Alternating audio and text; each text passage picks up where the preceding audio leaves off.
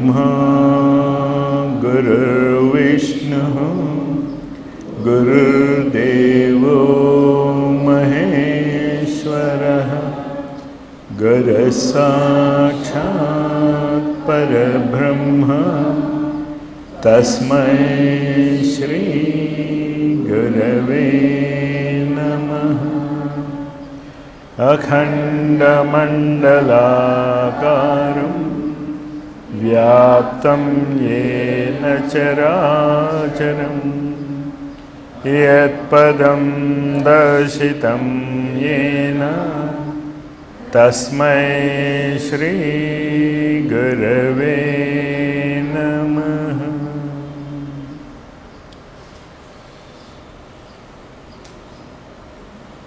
Right. So as usual, the promise and our duty. Never forget that what we are all doing here is to be a service of the world. That is what we should always remember. In that you may grow, that is something else.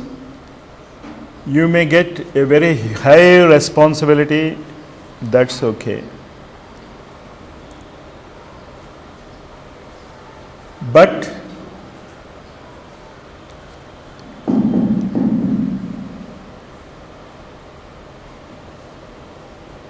if what we are doing is not for the service of the world,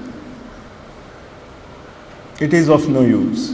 Any knowledge which is not utilized for service is a waste.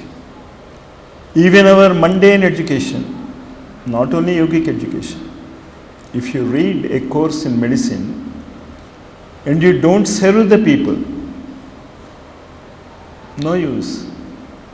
If you read engineering and you don't serve a company, you won't get anything.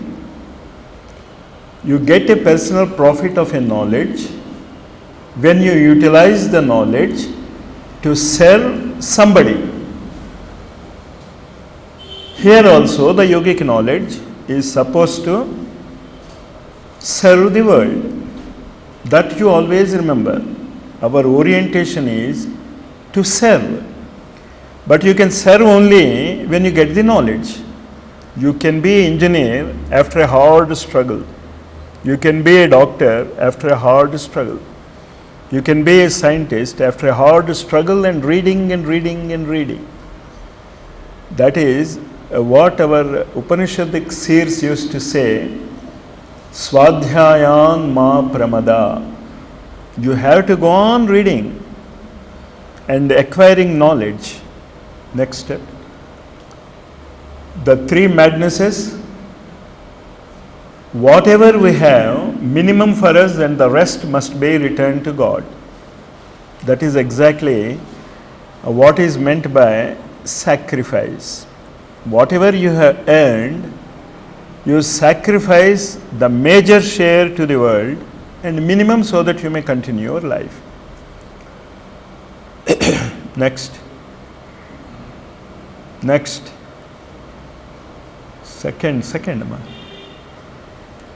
Second madness, if there is a God, we should experience it.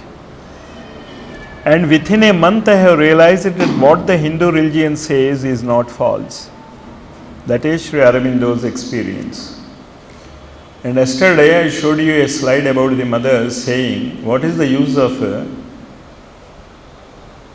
praying when you don't become? So here it is. I am experiencing in myself the science of which it speaks. Sri Aurobindo says the last line. So that must be our first goal. The whole life of our attitude in our life must be turned to divine, to realize God within ourselves first, because he says the Hindu religion declares that the way lies in one's body, in one's own mind. And here again there is a problem. The word Hindu, repeatedly I go on telling you that Newton's law does not belong to Newton. It is universal. Einstein's law is not Einstein's law, it is universal. But still we call it an Einstein's law, universal. The dharma of the laws of nature, right from Sat, Chit, Anand, supermind, mind, psychic being, and the lower three, these dharmas were first given to humanity by Hindu seers. Therefore, we call it as Hindu dharma, that's all. The Hindus don't have any right, specific patent right on it. Nobody can say that I have a patent right for gravitational laws. Nobody should use gravitational laws except when we permit it. So, the all perceiving, all pervading, all understanding dharma was first enunciated by Hindus. Hence, it is called Hindu dharma. You remember that. And what does the Hindu dharma say? It says, the path to realize God is by turning inwards. Deho Devalayaha. And modern science, especially neurologists, have proved that the Indian gods do exist in the same way as they are pictured in our religion. You have it ready? Show it. For example, we know that until the brain is linked with the body, you can't work. If there is a disconnection here between the upper and the lower, the trunk and the brain, you can't do anything. And there will be always an obstruction. And who is the lord of the obstruction? Vinayaka. And you will find that exactly as we have envisaged the Vinayaka, in our brain also there is a form which is exactly like Vinayaka, with all his various physical manifestations. So you operate the brain and see it is visible. And for that discovery, the man who discovered this and wrote a book, Physiology and Vedic Rigs, Tony Nader is his name, he is still alive. And not only he is still alive, he is supposed to be the Nader Ram who is ruling the Ramarajya. They have formed a parallel government already. It is working since 5 years. So things are moving for that Akhanda Bharat, and very fast. The only thing is we should be properly linked with proper understanding. So, Holland, I think. Mahesh Yogi is beside. Mahesh is group. Very big group having a parallel government. You see this? I am not able to read it. No, you read it. So, in this ventral view of the brain, we see the clear correspondence between Ganesha and the pons, medulla, and the cerebellum. So that is you see the similarities? And here you see the ears of it. And what is this part? cerebellum. Cerebellum and the ears of the Ganesha. Ganesha. Next. Next figure.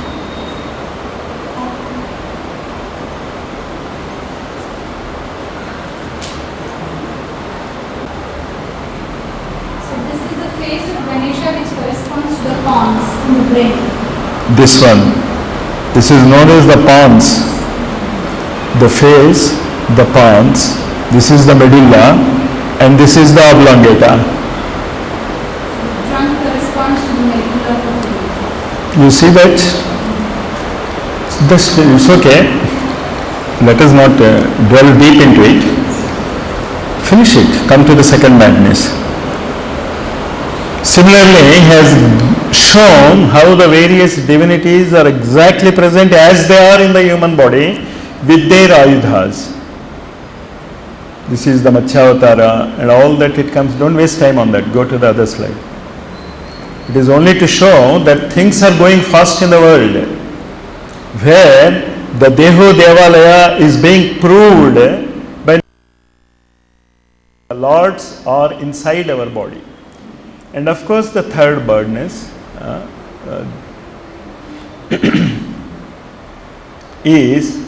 the mother country, Mother India. I look upon my country as the mother.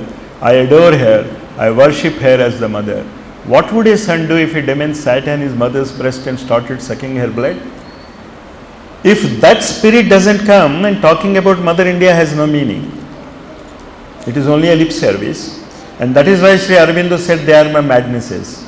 And if these three madnesses don't possess you, actually integral yoga has no meaning.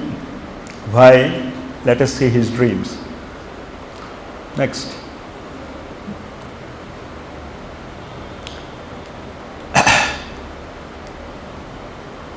When once you say about Mother India, you can free Mother India by the Kshatriya power, by the military power, or by the power of the Brahmin. And always the Brahma Teja is a bit higher than the Kshatriya. And Sri Aurobindo says, God sent me to earth to accomplish this great mission. And what is the use if God has sent him with a mission? Why are we reading it? Because we are also a part of that mission. Naturally. Is it not? Next. For this, there must be a revolt. And what is that? It is not a revolt against the British government, which anyone can easily do. It is, in fact, a revolt against the whole universal nature. That is where we are leading it, a revolt of the universal ignorant mind converting into a super mind. That is the revolt which we are trying to.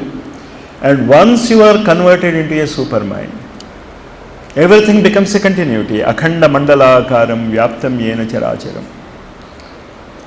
But its faint steps may be heard even now. You can hear it even now. And how we are going to do, we will read it in the Yoga of Perfection.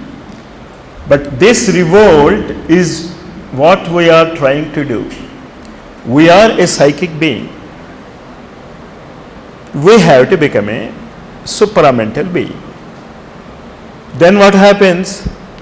Just as the most ignorant savage man and the Einstein, the greatest scientist, differ in consciousness, you can understand the difference in the consciousness of a savage and the great Einstein. That will be the difference between Einstein and a savage supramental being. The savage is an adjective I am using only to say that in the grades of supramental level, who is a savage there is much higher than an Einstein. So that is the revolt which we are going to do. So we have to prepare our minds for it. Next. The 5 dreams. India today is free, but she has not achieved unity. And how to get unity? If 24 people in every town can understand what is unity, and unity is nothing but overmind being illumined by supermind. That is what we will read in the Perfection, Yoga of Perfection. So you need not even reach over supermind level. If you can just reach the overmind level, 24 people in every city, the work will be over. The unity will come, because this partition must go, he says. But this partition should not be another thing that somebody is dominating the other. We are not going to dominate anyone. We are uniting everyone. But that spirit of unity we will have to understand. Next. The role of Asia. We will read it later. Next. Unification of the human world is under the way too. India has begun to play a prominent part, but somehow I feel now it is taking some rest because of overwork, but it has taken too much rest.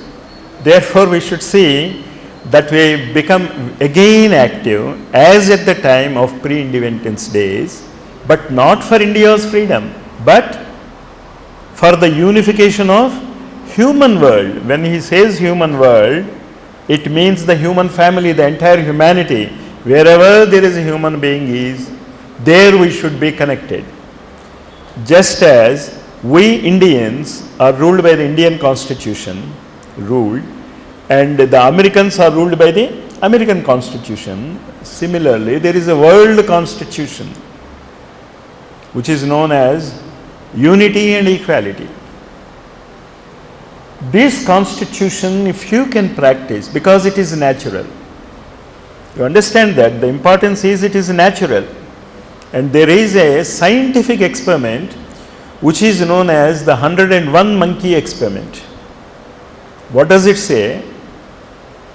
If 100 monkeys are trained for some extraordinary type of activity, if 100 monkeys are trained for an extraordinary type of activity like in a circus, then every monkey in the world can follow it very easily. You understand what I am saying? There is a unity in the monkey consciousness. Naturally, there is a unity in the human consciousness.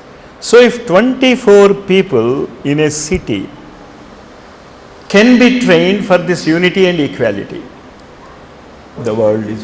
Huh? Why 24? Because our principles are 24. We have 5 karmendriyas, 5 jnanendriyas, 10, and then we have the 5 pranas, and then 5 what is known as the tattvas, and then mano, buddhi, chitta and ahankara. So, each part is activated by 24.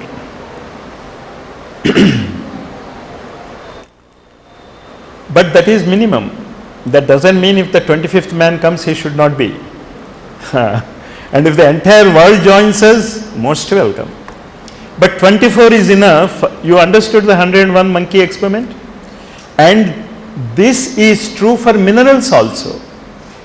First time to crystallize a radioactive compound used to take 500 hours for making a crystal of a radioactive compound, sulfates, uranyl sulfates, and now it takes only 3 hours because of the regular processes. So, wherever there is an abhyasa, whether in the mineral level, whether in the plant level or in the human level, things move fast. But in mineral, plant and animal kingdom, they are constrained by nature. But in human kingdom, the natural constraints are not there if you follow the path of yoga. And you can go it very fast. Next. The 4th dream, the spiritual gift of India to the world. You have a gift to the world because the present world is a mental world, mental being. Man lives in the mind. He can conquer anything to which his mind is set. But unfortunately, his mind is set to the lower 3, to the mental plane or to the lower vital plane or to the lower materialistic plane. Now, what we are to gift to the world, you should tell them that there are higher planes also, which commence with supermind, and then there is the Satchit Ananda states of consciousness. They have to be told first. When first time Edison said that electricity can be used to give light in the world, nobody wanted it.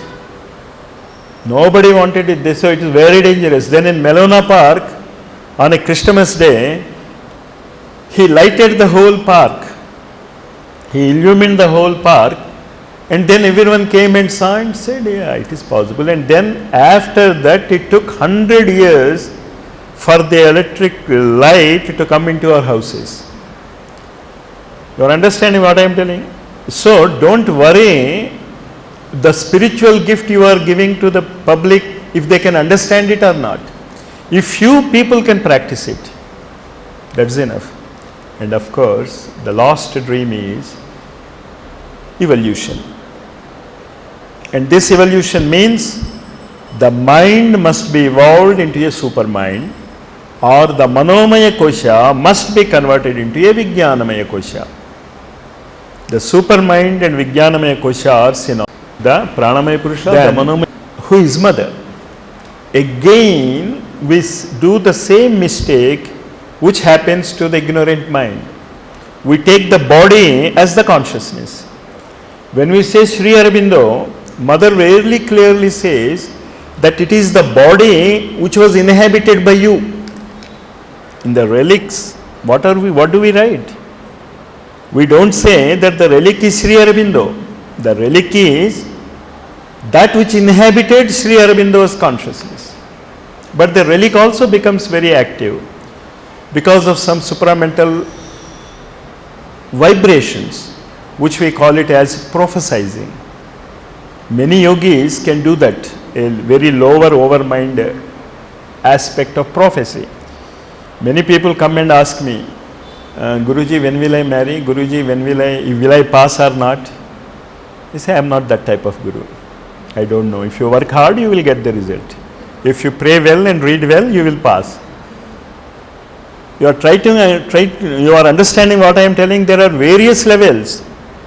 And of these various levels, what we have to understand of Sri Aurobindo and Mother is, they are the examples set by nature for future evolution of Vijnanamaya Kosha and earth consciousness.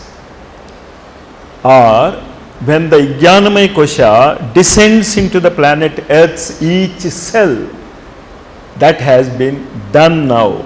The work is over. Now what is it is, you have to milk it. The college is there, the teachers are there, the laboratory is there. Unfortunately, the students are not there. Next. The conditions in which men live upon earth are the result of the states of consciousness. To want to change conditions without changing the consciousness is a vain chimera. So this is what you should understand, that whole knowledge is changing your consciousness. Physically, a chemist changes his consciousness by studying chemistry. A physicist changes his consciousness by studying physics. Is it not? A yogi changes his consciousness by reading the yogic scriptures. That is what Aurobindo says, the Shastra. And for integral yoga, there is no Shastra. We have to create it. When the Vijnanamaya Kosha becomes as dominant as the Manomaya Kosha, there also will have this type of education. But we are the forerunners. Next. You have to become, it is laziness to become that makes one worship. When you are worshipping something, you remember that you are lazy. When you are not trying to becoming it, you try to understand what Mother says in it. She is not saying don't worship, but every day your worship must take you to your Ishta Devata. Every day your consciousness must be molded into the consciousness of the Ishta Devata. And you remember this Ishta Devata is in the plane of the overmind. And this plane was mastered by Sri Ramakrishna Paramahamsa, as is very clearly shown by his sadhanas. You give him any Ishta Devata, 3 days is enough. So what did he do there? He just didn't simply worship with laziness. He tried to become that. If you do your daily worship in that spirit, maybe you may not be able to do it in 3 days, but certainly you will be able to do it in 3 years, not more than that. You need not require more than that to realize any God. And if you accept Sri Ramakrishna Paramahamsa's sadhanas, 3 days are enough to become that Devata. Why we are not able to do that? Because we don't have the Shraddha. And now you try to understand what Shraddha is. Shraddha is a supramental quality reflecting in the Manomaya plane. You always remember it. Shraddha is not a mental quality. That is why we are so lacking in Shraddha. Shraddha mayoyam purushaha yoya shraddha sayevasaha. What a tremendous statement. Yoya shraddha sayevasaha. You are what you are depending upon your Shraddha. That is truth consciousness. Shraddha making you that. But now the present Shraddha we have is a forerunner of that supramental quality of Shraddha. How do we get it? We stick hard to it. Whatever may be happening in this world, we believe that supermind is going to descend and I am opening to it. And whether I am aware whether it is happening or not, I care not. I will have this Shraddha. So that is becoming. I do not want a religion, an end to religions. This is the most important statement, I think, which Vijnanamaya Kosha people will understand. We don't need a religion because a religion is praying to God. And when through Vijnanamaya supramental consciousness you know that you are God, you don't need a religion. Next. To thee who hast been the material envelope of our master. Now, mother is praying to Sri Aurobindo and she is saying that I am praying to you. But this form, whose relics we are having, is the material envelope of the master. To thee our infinite gratitude. And many times mother has told a story that this is what we lack in all noble qualities. You heard the story of that? There was a meeting where all noble qualities were invited to the kingdom of heaven. Everyone came there in their splendors, but this gratitude came as a simple, because gratitude is so simple. She was not allowed. Huh? It was a drama actually. Huh? It was a drama. Drama, of course. Very beautiful. Because we forget the gratitude. And we don't show the gratitude, we are not humane. We just say thank you when somebody gives something. But in our house, the people who give us food every day, when they cook it well, we never say, very good, you have cooked well. And if by chance, accidentally, one day it is not up to the mark, you just throw it. That is the gratitude. You're eating every day what they have cooked. I'm just saying an example, how we have to grow into the spirit of yoga. So, are we showing our gratitude to, leave alone Sri Aurobindo, to his material envelope?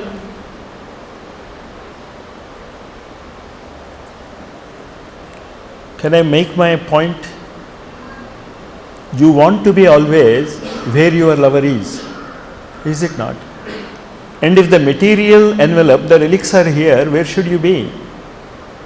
You should be pulled away from there so that you may do your work. And when are you there? Before thee who hast done so much for us, who hast worked, struggled, suffered, endured so much. Before thee who hast willed all, that is, attempted all, prepared, achieved all for us. The Sankalpa Shakti, the Kriya Shakti and the Jnana Shakti. All the three he has done for us. Before thee we bow down and implore. Do we know what to mean by implore? We bow down but we don't implore. That we may never forget even for a moment all we owe to thee.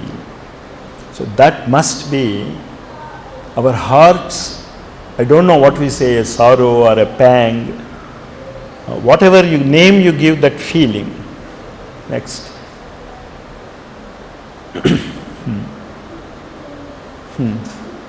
This is what I am trying to stress. The word, Sri Aurobindo says, the word has to be captured and given to the world. The higher mental states are actually inner stations, levels of consciousness, like the seeds. This seed is a level of consciousness in our mental plane. You sit in the chief minister's seat. The chief minister, wherever he sits, the seat becomes chief minister's seat. You understand it? So that is the mental seat. And the physical seat is the seat where he sits in the office. So this chief minister's seat must be a word in the chief minister's mental plane where he sits there, and because he is sitting there because of his mental prowess, he is sitting in the seat. I am just giving an example of the seat. It may be the seat of an engineer or a scientist or somebody. You can understand now this seat and the asanas you do with the mind, with the body, and then various seats, sadas, make a house, griha, where you are housed in the mental plane. Our mental plane we house as a Hindu, somebody else as a Muslim, somebody else is housed as a Christian.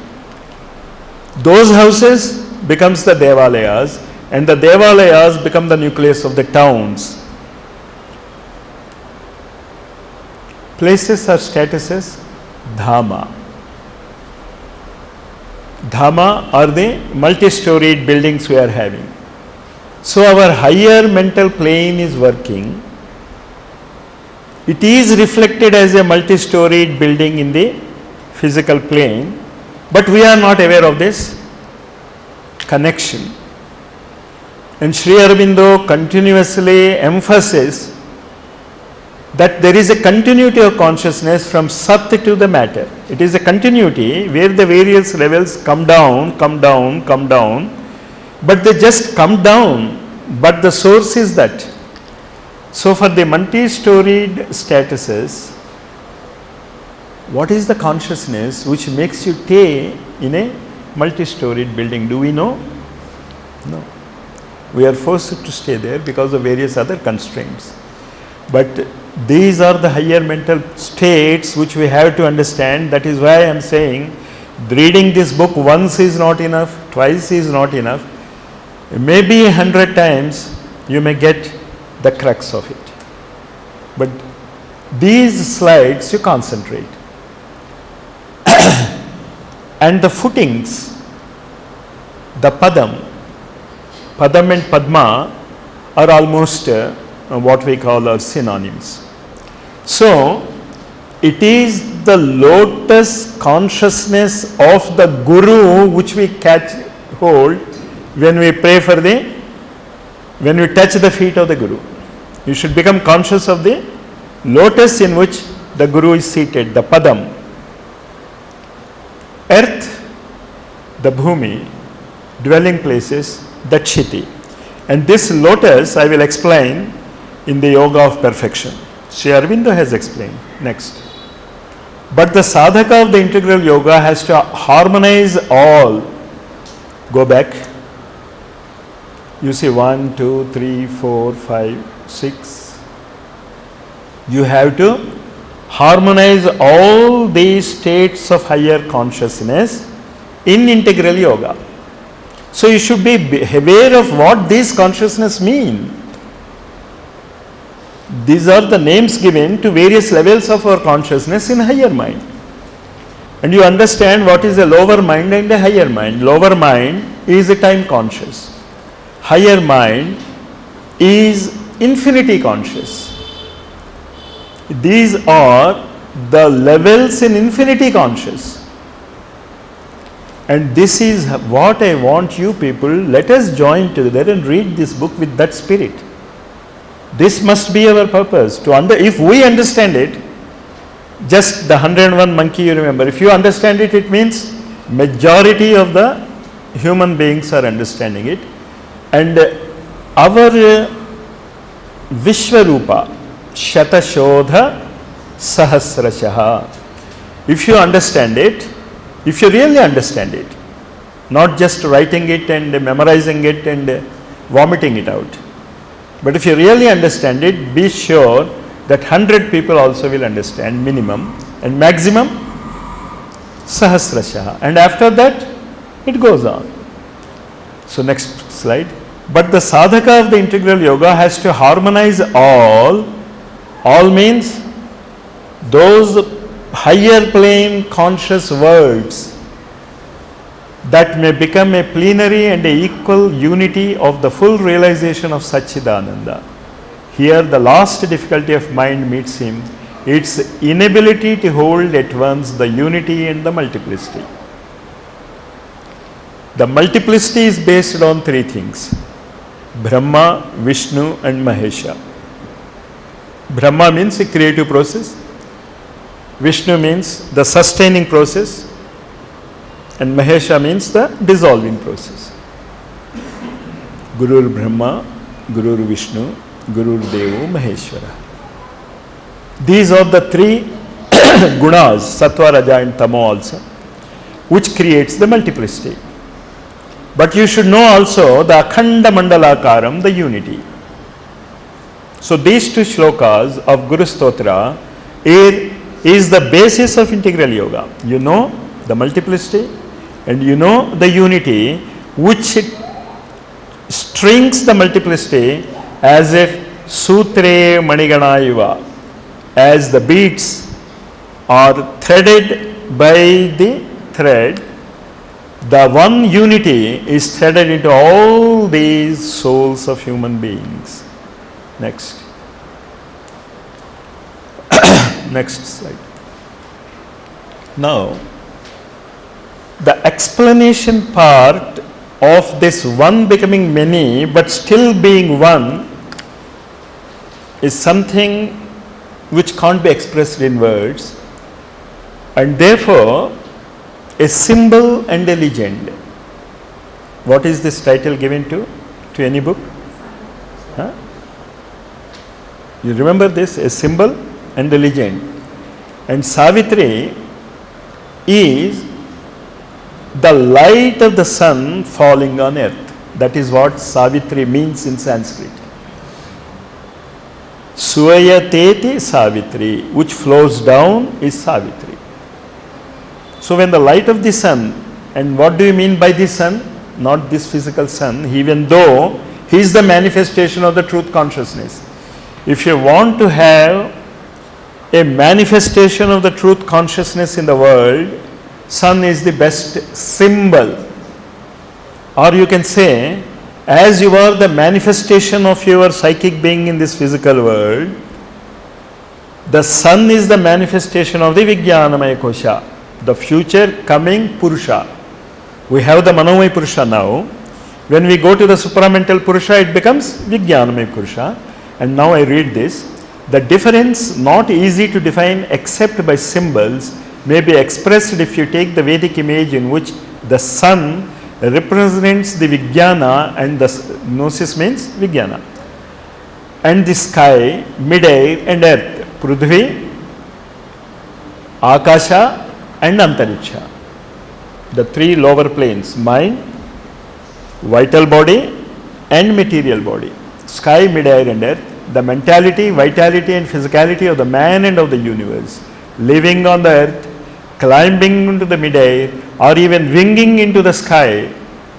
The mental being, the Manomaya Purusha, would still live in the rays of the sun and not in its bodily light. You are able to feel its rays because you are a Manomaya Purusha. If you can become the Vijnanamaya Purusha, then the supramental light comes out of you. And if you are A Manomaya Purusha, you can take the light, there is a descent of the light, but you cannot become the Vijnanamaya Purusha. A new body has to be built. It is in the process of being built, and its final test will be on September 11th, 2011. In September 11, in one way, it is very significant. You know about that skyscraper? That is a proof that the materialistic obstructions have been removed for the Vijnanamaya Koshas coming down. You have to correlate the physical activities with the higher activities. And all this is here in this, and of course in the other volume. What is that? The Divine Life, Life Divine. You have to read both, you have to club them both. There the theory is there, and here the practical. And you have to be as serious as that. What And about the significance of the September 11th? the Vijnanamaya Purusha has to be built, so it should have a body. Just as a Manomaya body is there for the Manomaya Purusha. The date has been arrived. It was done on September 11th. 2011. Huh? 2011. That how arrived? We'll talk it later. Why? Because today I will show you the slides. Time and supramental consciousness. Last. Yes, They- of the September, Huh. the last chapter. Last chapter. I will show it. I will finish it that also today. The sky, the mid-air and the earth, the mentality, vitalities, physicality of man and the universe, living on the earth, climbing into the mid-air or even winging in the sky, the mental being, the Manomaya Purusha would still live in the rays of the sun and not in its bodily light. The bodily light will be when you can build a Vijnanamaya Purusha. Then we will have 4 Purushas. Right? When we become the supramental beings, we will have 4 Purushas. The Annamaya Purusha and then the Vijnanamaya Purusha. So that is what, in the psychological parlance, we can explain people what we are trying to do. We are trying to create a higher psychology. Because psychology is mind level. And mind level, we can achieve whatever it is. But we are trying to go super mind. Would still, and in those rays, he would see things not as they are, but as reflected in the organ of his vision. In what is our organ of vision? In Annamaya Kosha, we have a Annamaya vision. In Pranamaya Purusha Kosha, we have a Prana vision. In Manomaya Purusha, we have a Manomaya vision. And because we don't have a Vijnanamaya Purusha, this sun, you can see only with the vision what we have, limited by your instruments, deformed by its faults or limited in their truth by its restrictions. Next. But the Vijnanamaya Purusha lives in the sun itself, in the very body and blaze of the true light. He knows this light to be his own self-luminous being. And in the material plane, this self-luminous plane has descended. That is what radioactivity is. Radioactivity, once it is a radioactive body, you can't stop it. It is self-luminous. It continues. What you can do for a radioactive thing is you can put a shield, that's all. But you can't stop its emanations of alpha, beta, gamma rays. The same radioactivity must descend into your Manomaya Purusha. Then you will become radioactive. And he sees the whole truth of the lower triplicity and each thing that is in it. He sees it not only by reflection in a mental organ of vision, but with the sun of gnosis itself as his eye. For the sun, says the Veda, is the eye of gods. This eye of gods, Chakshushi Vidya. Later we will discuss. Next, the yoga of self-perfection. I start with chapter 19th. Let us say, if this chapter 19th probably gives you the entire yoga of self-perfection completely. Let us see this slides. page 783, it is a radical conversion as great as and greater than the change which we suppose evolutionary nature to have made in its transition from the vital animal to the fully mentalized human consciousness. So, the yoga of perfection has this goal in view. It is not making your Manomaya Purusha great, not making your mind reach the 4 levels of mind, the higher mind, the illumined mind, the intuitive mind and the overmind. These are mental levels. But what the yoga of self-perfection aims is this change when nature made a man out of animal. The man becoming divine, supermind, is a radical conversion greater than the change when an animal mind has become a human mind. So this is the goal of perfection. So this must happen in us. How can it happen? Let us see. The yoga of perfection necessary to this change, the change in evolution. So far as we have been considering it, consisted in a preparatory purification. So this is the first step. This is the goal of the previous 3 yogas and plus 2. What is plus 2? Hatha yoga and Raja yoga. And what are the 3? Jnana yoga, Karma yoga and Bhakti yoga. So these are all the purification yogas. And once a thing is purified, you use it totally, is it not? You may purify it step by step. But once a substance is purified, you use it in its entirety. That is integration of the 5 yogas. So, the yoga of perfection is a part of integral yoga, consisted in a preparatory purification of mental, vital and physical nature. How? The physical nature by karma yoga, nishkama karma yoga. And then if you can grow to the equality, samatvam yoga uchyate, and then later you become an expert in those actions. Generally, when you don't have any desire, you will not work. But the physical nature has to be made to work in such a way that you are an expert in whatever you do. Yoga, karmasu kaushalam. And then the vital, bhakti yoga. And what is bhakti yoga? An ideal. Becoming an idol. Many people don't understand why we pray to idols.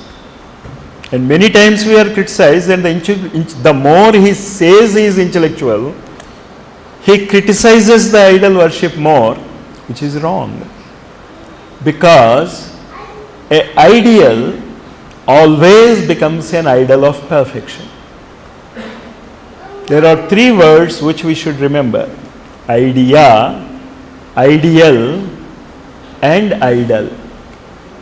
Whenever we talk about truth, what is the idol that comes before us?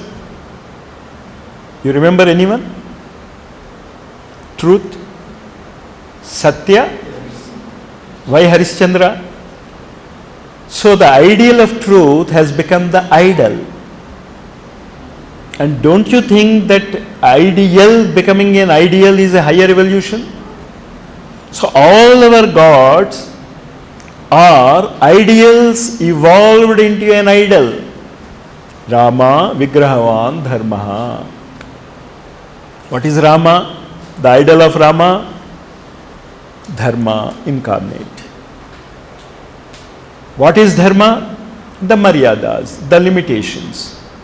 So he becomes the Maryada Purushottama. So this we should remember. In vital, the idol worship, bhakti yoga is most important. But then what you should be?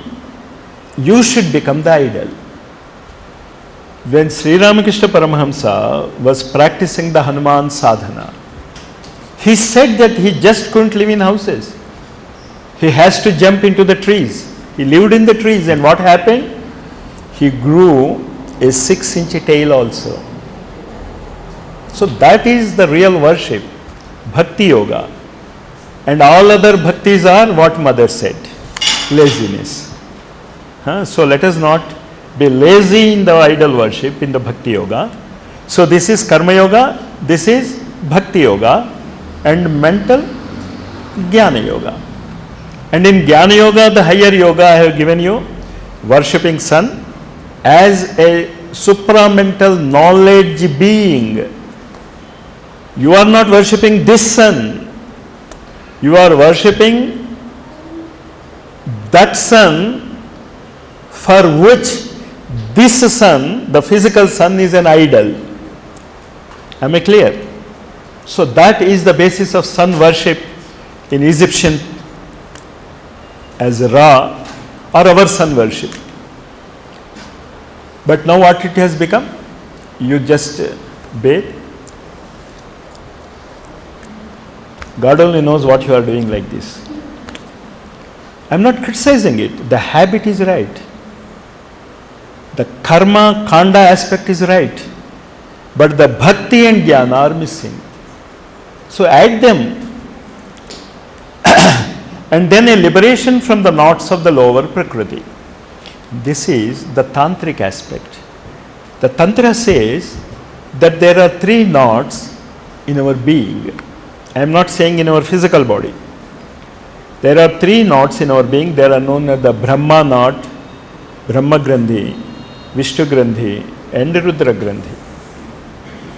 So these knots you can break when you can do the asana and pranayama as given in Gita. Very simple things. Samankaya shirogrivam dharayan nachalam sthira sampreksha nasikagram svam disascha navalokayan. You practice this every time wherever you are sitting. I have explained it. You understand it. If not, you read those shlokas in Gita, you will understand it. But what Krishna gives a guarantee is, if you practice this, sitting quietly and looking after your breath, yan labdhva chaparam labham manyate nadhikam tatah. He is saying this to Arjuna, that if you sit like this and see your breath, the profits you get are so great that you think whatever greatest benefit I have acquired in nature is nothing before the benefits you get by this Hatha Raja Yoga practice combined. Yam labdhva chaparam labham manyate nadhikam tata.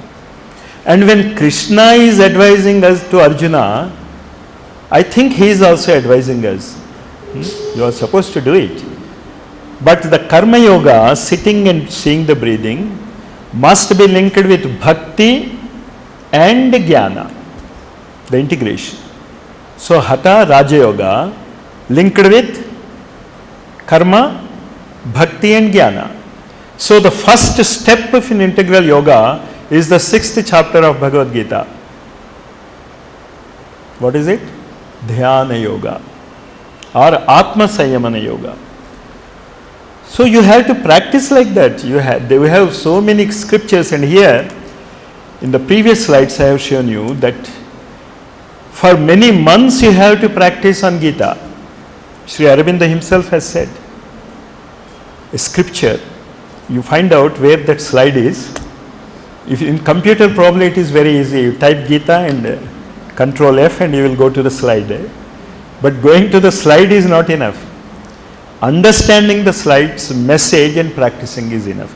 So you see what this particular paragraph has completely synthesized the entire previous pages.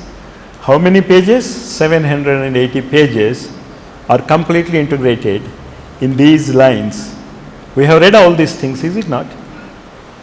A liberation from the knots of the lower Prakriti, Brahma, Vishnu and Rudra Grandhi, a consequent replacement of the egoic state always subject to the ignorant and troubled action of the desired soul. Generally, what happens? Our ego is dominated by our desires. So, if your desire is not in tune, then you will not practice it. It should be dominated with what? By a large, luminous, static equality. Samatvam, yoga uchyate with surrender, which quiets the reason, the logical mind, the emotional mind, the life mind, and the physical nature. You understand this? Annamaya Purusha should be overcome. Pranamaya Purusha should be overcome. Manomaya Purusha should be overcome. And now when I say these words, it means that if you overcome the Annamaya Purusha, you should be a master of the physical plane. You remember that. If you overcome the Pranamaya Purusha, you should be a master of the occult vital world. Because if you once know the laws of electricity in India, you will know the laws of electricity anywhere in the world. Is it not? If in this classroom you understand the laws of electricity, the laws of electricity are useful all over the world. So if you understand your Annamaya Purusha, you should conquer the Annamaya plane, that is Akara, the waking consciousness, and Manomaya, the mental consciousness, Sushupti, and the link between the two, Pranamaya.